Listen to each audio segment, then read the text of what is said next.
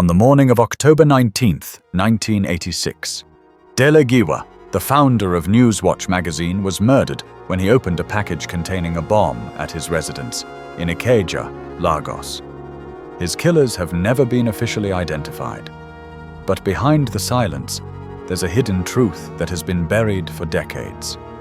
Watch till the end to uncover what really led to his death, and why this operation was carried out in the first place.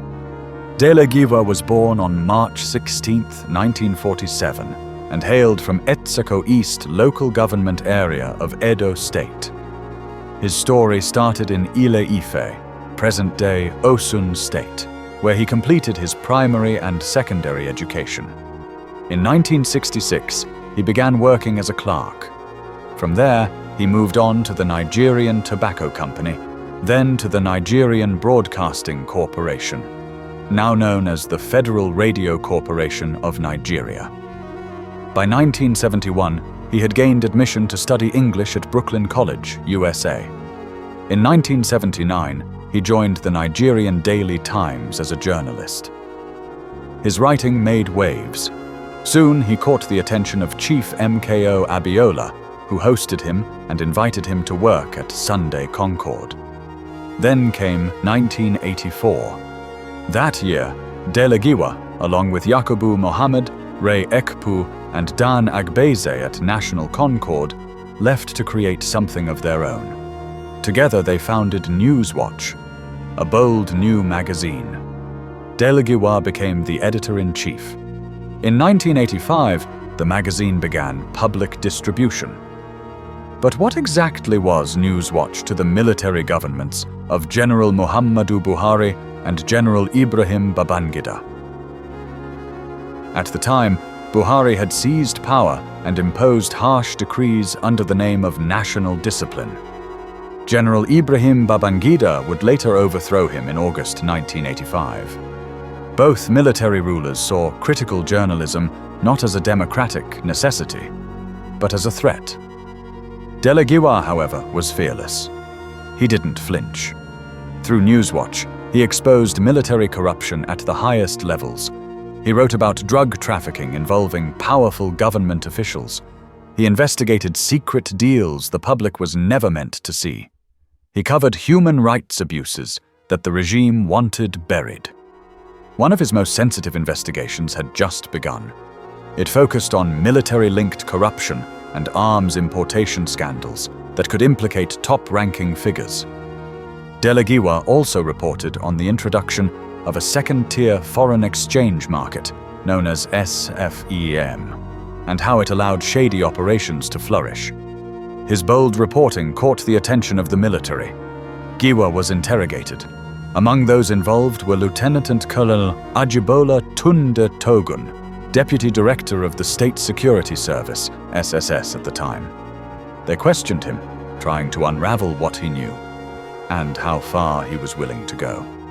In 1986, Dele Giwa was brought in for interrogation by the State Security Service, SSS, following concerns directly connected to Head of State Ibrahim Babangida and the Directorate of Military Intelligence, DMI, Colonel Halilu Akilu. During that session, Giwa spoke about members of the government. The interrogation was led by Colonel Halilu Akilu. Giwa was later invited again to the headquarters of the SSS. In the midst of these mounting pressures, he is reported to have said, "If the Nigerian people ever get to know what the Babangida administration is doing to this country, they will stone him in the streets." Worse still, Giwa was accused of planning to import arms and attempting to destabilize the government. These were not casual allegations. They were serious enough to mark him as an enemy of the state. In October 1986, Lieutenant Colonel A.K. Togun of the State Security Service, SSS, accused Dele Giwa of holding discussions with the Nigeria Labour Congress, NLC, the Academic Staff Union of Universities, ASUU, and the National Association of Nigerian Students, NANS, allegedly to plan a socialist revolution. Knowing what he was up against, Dele Giwa reached out to his lawyer, Chief Gani Fawehinmi, and reported every detail. He knew the danger was closing in. But this wasn't the first time the regime had something to hide. On October 18, 1986, the day before the assassination, something strange happened. A staff member of the Directorate of Military Intelligence phoned Dele Giwa's house. He asked Giwa's wife, Funmi, for his office phone number. Moments later, the same person called again, saying he couldn't reach Giwa, and then put Colonel Akilu on the line. Akilu told Funmi he needed directions to their house. When she asked why, he claimed he was passing through on his way to Kano, and that the president's aide-de-camp had something for Giwa. It sounded official, not unusual.